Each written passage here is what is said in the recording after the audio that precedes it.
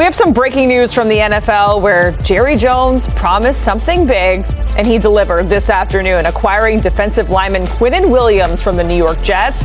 That's the latest from our NFL insider Jonathan Jones. It's the second move of the day for the Cowboys after getting Logan Wilson from the Bengals this morning, and it's the second massive trade today for the Jets after trading Sauce Gardner to the Colts earlier in the day. They'll reportedly be getting a first-round pick in this trade for Quinnen Williams. And that means the Jets have 3 first-round picks in 2026 and 5 first-rounders over the next 2 seasons.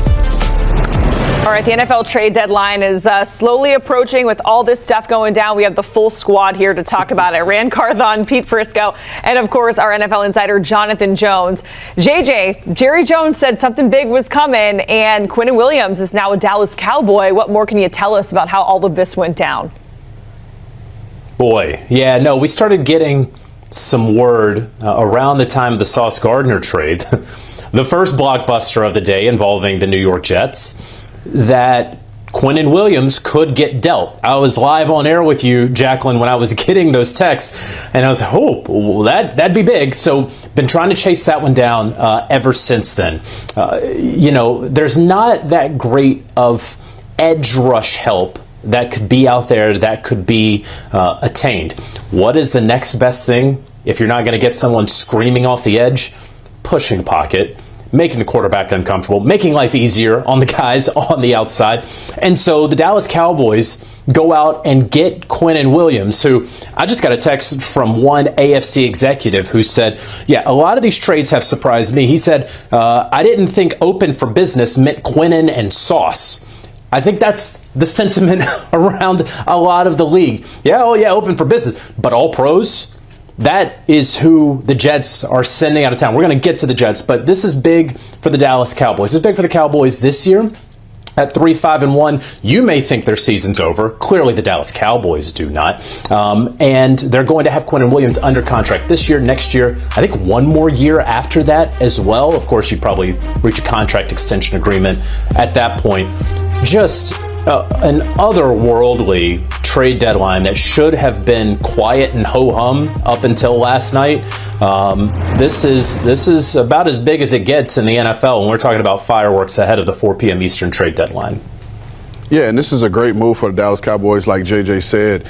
And when we were on earlier and we were talking about it, and we were talking about could they possibly go on the edge. And I said it wouldn't shock me if they went interior defensive line. And think about a pairing of Kenny Clark and Quinnen Williams. Now, you got a big, strong, stout guy, Kenny Clark, and then you have the interior disruptor in Quinnen Williams that can also rush the passer, which is actually the quickest point to the quarterback is up the middle. And so that's a great pickup for them. But then if you're the Jets, and you mentioned they have 3 first-round draft picks in next year and then 2 the following year, and it just makes me think about our buddy Rick Spielman and his effect that he's having on that organization, who he's now with the Jets. In 3 different occasions in his career as GM with the Minnesota Vikings, he had multiple first-round picks, and that's how he helped build that roster. So you can kind of see the effect of Rick Spielman and the moves that he's made in the past and how they're coming to fruition with the Jets. Yeah, I mean, look, the way teams look at it now, it's like if we're not in it, we're giving up these players and we're going to go get some young, cheap players. And you get a contract now in the NFL, that's prohibitive to your salary cap. And so why not trade them away and go get draft picks, which are younger players and cheaper players? It makes sense. And so I get it. The big thing in the equation is you better get them right. Yeah. Because if you don't get them right, you're not going to be working long. And so that's the thing. But the Jets, what do the Jets need most? A quarterback. So now you might end up being first overall pick anyways, but you're going to have the artillery, if you're not, to go get what you need to get. If there's a guy you want, say it's Fernando Mendoza from Indiana, and you want him, and he's your guy, now you almost can ensure yourself that you do get that guy. So I love what they've done. This has been a great day for the New York Jets. And everybody look at it and say, you trade away all pros, and well, first off, Sauce Gardner hadn't played to that, I didn't think. And he's a good player. He hadn't played to get more 2 first-round picks.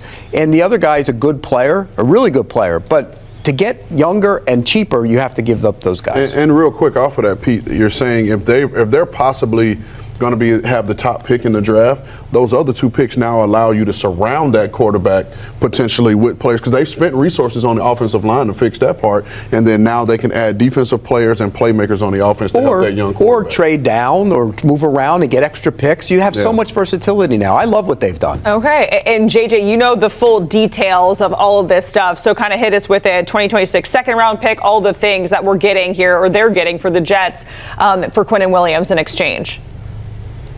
So Quinnen Williams going to the Dallas Cowboys. The Jets are getting a 2026 second-round pick, a 2027 first-round pick, and former first-round defensive tackle Mozzie Smith, who has been a healthy scratch for most of the year with the Dallas Cowboys. So now the Jets have 2 1s, 2 2s this year, and they have 3 1s in 2027. And just to sort of add on top of what Pete and Ran are saying here, and just to be clear, they have enough to go draft a quarterback. They would have enough to draft a quarterback if they hadn't traded Sauce Gardner and Quinnen Williams today, right? Now, if you're sitting at 3rd overall, you certainly have enough to get to 1.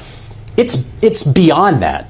They have enough to go get any quarterback who's on a current NFL team who is not one of the top 6 guys in the NFL, right? If we're talking about the 8th, 9th, 10th best quarterback in the NFL, a team would let that guy go for 3 1s, right, Ran? Right, Pete? Like, if he is not a perennial MVP candidate, we're not talking about Lamar Jackson, Patrick Mahomes, Joe Burrow, we're not talking about those guys. They have enough. Forget Fernando Mendoza. Like, honestly, forget about it. You have enough to go get just about anybody you want. But what did it cost you? It cost you sending away 2 All-Pros and having a miserable season so far. And frankly, it's going to get worse on the field for the Jets. What do you think? Yeah, I mean, it's a possibility. Who would it, where are you going? Where are you going? But and also to that point, and I understand what JJ's saying, and I know where JJ is going with this. But in giving up 2 1s, 3 1s for that quarterback, whomever that quarterback is, the next key component is, have they paid him already? And are you inheriting the contract, or will it be solely on the Jets to now pay said quarterback $40+ million? And give up the draft compensation? Just to me, it'll be a bit much instead of just drafting a young player. See, and I think JJ drew the line, right? So the line is win with or win because of. And you would give up 2 1s to go get a win because of quarterback. You're not going to go give up 2 1s to get a win with quarterback. So I think there's a clear line there. So I can't see anybody that, I mean, are you going to, for example, if Brock Purdy were available, you're going to go give up 2 1s for Brock Purdy? I mean, JJ, who you have somebody in mind, so I'm trying to figure out where you're going with that one. Well, no, I'm just saying, like, when we woke up today, all of us, we didn't think that Quinnen Williams and Sauce Gardner were getting dealt. So, like, shame on us if we think that come March, there's nobody that the Jets could acquire who would actually be an effective quarterback. Let's also remember, the Jets have tried a number of avenues to go, and they've tried the draftable quarterbacks. It hasn't worked for them.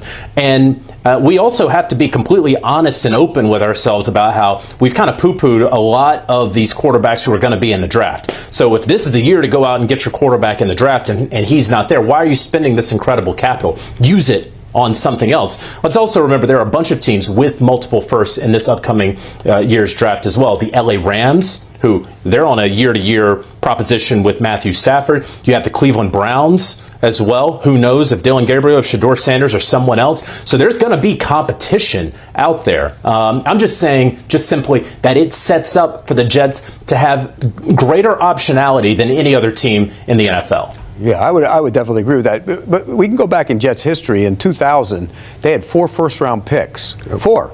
And it was arguably a draft that built the foundation for a team that it didn't win a Super Bowl, but it became a really good team. I mean, you had Sean Ellis and John Abraham and Chad Pennington and Anthony Beck was the 4th one.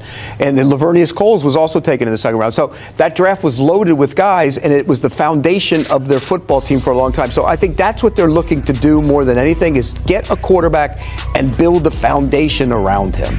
And we see it here, the Jets' top 5 picks from 2018 to 2022. And all of those guys are now on other teams. JJ, really quickly, I know Breece Hall is a big name that has been thrown out there as someone who could potentially be on the move. Do you think the Jets are done, or can we expect another blockbuster trade from this organization and getting more and more picks that they're just stacking up? Yeah, no, fully appreciate the question. Why not? Why not? If the Jets have made very clear to everyone, if you meet our asking price, we will send you players. If they're going to send Sauce Gardner and Quinnen Williams away, they'll send a running back away, right, Pete? Like they'll send Jermaine Johnson. If you're going to meet their price, if you're going to exceed their price, yeah, sure. So why not? We got an hour and a half left before the deadline. They can. And again, I do want to emphasize this. This is going to be a bad Jets team for the second half of the season. Like, it was already rough. It's going to be bad. And so Aaron Glenn is going to face a very tall task of having to go into that locker room and explain to these guys, we're still attempting to win football games in 2025. That's going to be really hard. And some of this Jets, a lot of Jets fans are going to go through the stages of grief right now where, holy cow, can't believe that. You're going to look at the draft pick compensation coming back. You're going to say, oh boy, we're loading up. And now you have to lock in for a half a season of what is going to be barely watchable football. So prepare yourself for that, because it is going to be bad. It's been barely watchable with the guys that they had. JJ's right. It's only going to get worse, but it's been terrible the way it's been. And sometimes, if you're Aaron Glenn and these guys get traded away, it's for the future. And now you look around and you say, well, this pretty much tells me I'm going to be part of the future, because there were questions about that. Yeah. And if you're the head coach and you trade away these guys, I can go to the guy and say, hey, look, you traded away my players. Now I'm supposed to win with what I have? Nope, we're going to be a part of the rebuild. So that might actually benefit him. But this is a bad team, no matter if Quinnen Williams is there and Sauce Gardner's there. Breece Hall, I would trade him. Quincy Williams, by the way, the brother was rumored to be one of the guys was getting peddled. I wouldn't be surprised if he gets traded. JJ mentioned Jermaine Johnson. But you do have to have some players, and some of those guys are young. Yeah. So, I mean, you look at like Garrett Wilson. You haven't heard his name, have you? No, not at all. You need some players, and young players make sense. Yeah, and for me, and it goes back to the Sauce Gardner thing, and Jacqueline, we talked about it earlier. You value him, I'll put the air quotes in there, you value him so much, yet you hadn't paid him, right? You hadn't extended him to this point. But then I go back and I think about it, well, you extended Sauce Gardner, you extended Quinnen, and you moved on from those guys. So, yes, I believe that Breece Hall is expendable, like JJ said, if the right number is met. And so we'll see. We have an hour and a half before it's the deadline is over. Should the Chiefs make a call? The Chiefs should absolutely make a call. The Chiefs should be on they should get him. As should the Houston Texans. Hurt again. He's banged up, and you know what? They should make a call. The rich would get certainly. Houston richer. Texans might be sellers. I mean, I don't think they're ready to be buyers. But they're also in a situation now, like we talked about, having a young quarterback who's still on a rookie deal. And let's be honest, and you talk about it all the time, their backfield has been pretty But they average. got a young kid in Woody Marks that they need to be playing. Yeah, but is he we see that every. Is he Breece Hall? No, but you'd also have to pay. You'd also have to pay. No, but you have to pay Breece Hall too. That's it. He's not Breece Hall. Okay, just a question for Pete and Rand. We want you guys to grade the trade for both of these teams. So we'll start with the Cowboys side of it. Rand, what grade are you giving them? I'll give them an A. I'll give them an A because they are acquiring an all-pro player that has produced at an all-pro level and can give them that interior pass rush that they desperately need. So I'll give them an A. What about you, Pete? I'll give them a B+. I'm not going to give them an A. Look, Debbie Downer. Well, I understand why they've been so desperate to stop the run, and getting another player on the interior of that defense matters. So I get it, but I'll give them a B+. I think that pick could end up being really high, by the way. So, I mean, are the Cowboys good right now? No. So that pick could be pretty good for the Jets. Okay, and we see the trade details there. What about the Jets side of things, Pete? You're giving the Cowboys a B+. What about I gave them an A+ for the Colts trade. I'm going to give them an A+ for this trade. Okay. I think when you're in that mode, you go get the draft picks. Get as many as you can. Just make sure you hit them. That's the biggest thing. Yeah, I'll go A as well, and I'll second everything Pete said for once in my life. I don't know if that's a good thing. I'm rubbing off on you, man. I'm rubbing off That's on why you. I said I don't know if it's a good thing No, or a bad thing. But to Pete's point, everyone talks about it like it's this new revelation, and Pete's been around this thing. The premise has always been draft, develop, resign. That's not anything new. That's not earth-shattering. But like Pete said, you have the picks. You now have to hit on them. You know, he talks about it. Look, Rick Spielman used to sit in that seat. Look what I rubbed off on him. He's the one. He's up there. They're making all kinds of deals with the Jets, right? So now you want to take credit for it. He learned that on Sundays in that green room. Lord have mercy. Bless you, Rick. Yeah. So, JJ, really quickly, we have, an hour and a half here until that 4 p.m. deadline. It felt like things were sort of slow, and then they picked up and got a little crazy. What are your expectations for the final stretch here? I think that you'll see some small potatoes stuff, okay? And look, you need potatoes in your diet, okay? Get a little starch. That's important, all right? So we'll maybe saute it a little bit. So we'll see some other smaller items around the league. We're all still, if we haven't gotten enough, right, of the blockbusters, still waiting on the Jalen Waddle move and who is going to come through, okay? So the Buffalo Bills have not made a move. We know that they're interested in a wide receiver. The Pittsburgh Steelers interested in a wide receiver. And, of course, the Denver Broncos. We've been talking about them since the morning. So that's one we're still watching. Not guaranteeing Jalen Waddle will move, but that's the big one we're waiting for, as well as some of the big competing teams, right? The Patriots still haven't made a move for edge rusher or running back. The Chiefs may be in the market for a defensive tackle or a running back. The Chargers may be looking for an offensive lineman. The Giants still really haven't made a move, so we still have some time. There's plenty left to do. JJ, Rand, Pete, we certainly appreciate it. All of the breaking news around the NFL trade deadline. It feels like it never ends, right? These are the trades that we've seen go down today. It all started with Dallas and getting Logan Wilson, and a full circle moment as it ends with Dallas for now, right? Getting Quinnen Williams from the Jets. We also saw Rashid Shaheed going to Seattle, Sauce Gardner, the other move that the Jets traded for 2 first-round picks going to the Colts.